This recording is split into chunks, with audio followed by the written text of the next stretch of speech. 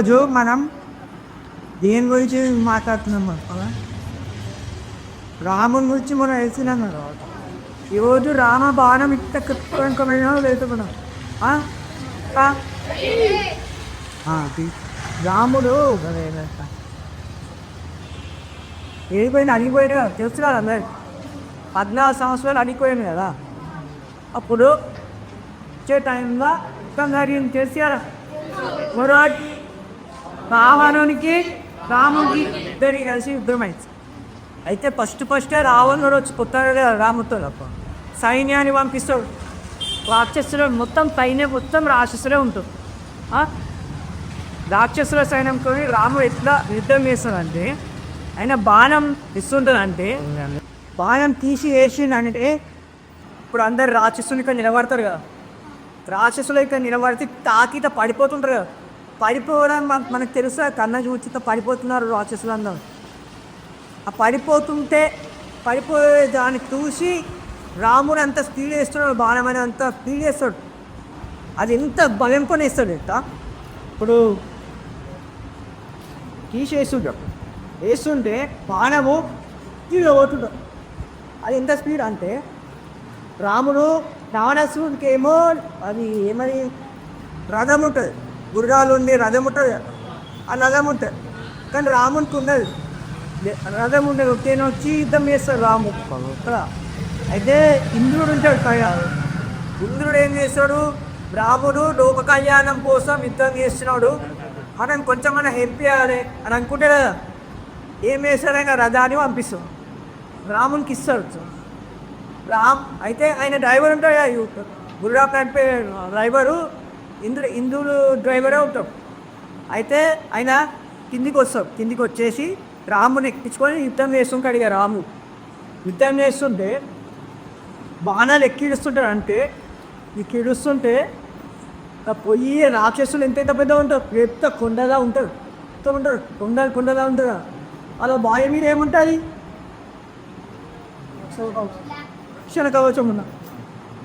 కవచం ఉంటుంది కదా, అంత దొట్టు ఉంటుంది కదా, పెద్ద మంచి దొట్టు ఉంటుంది కదా.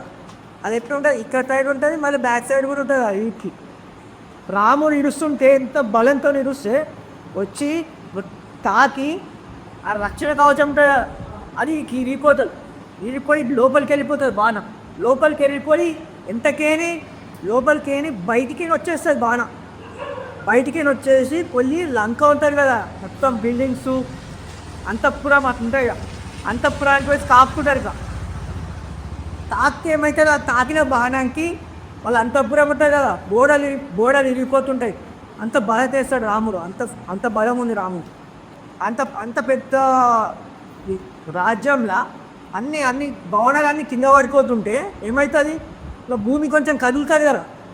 భూమి కదులుకుంటే మనకందరికీ మహావిష్ణువు తెలుసా, మహావిష్ణువు తెలిసి పండుకుంటాడు, ఇలా మొత్తం పాములు ఇంత పాము పైన వంటి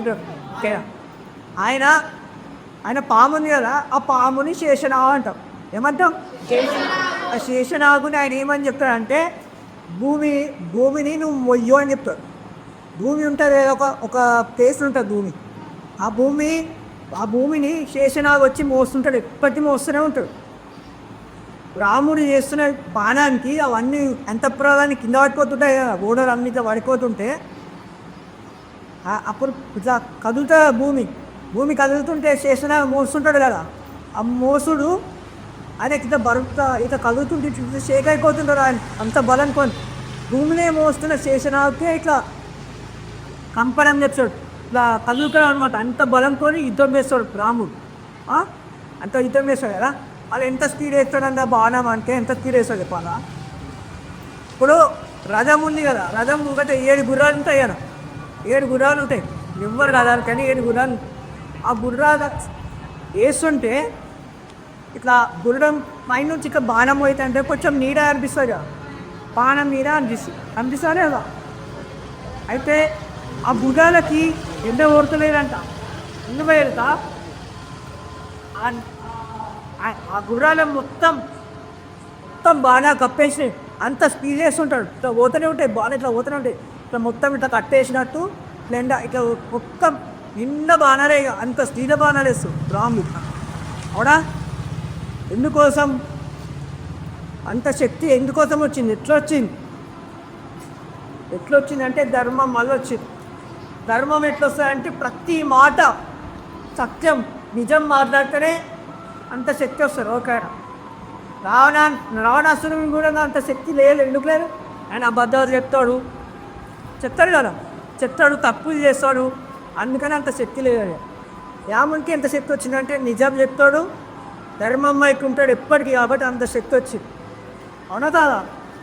ఇప్పుడు మనకు అంత శక్తిలో ఏం చేస్తారు? ఏం లేదు. హనుమాన్ చాలీసా అవుతూ వస్తుంది, రాదా? వస్తుందా రాదా? సరే, హనుమాన్ చాలీసా చదివినామంటే శక్తి వచ్చేస్తుంది. మనకు శక్తి వచ్చినా రాకున్నా రాముడు కాపాడతాడా లేదా? హనుమాన్ చాలీసా చదివినామంటే ఖచ్చితంగా రాముడు కాపాడతాడు. మనదో ఆ గట్టిగా వ్యక్తిలో కొనాలి.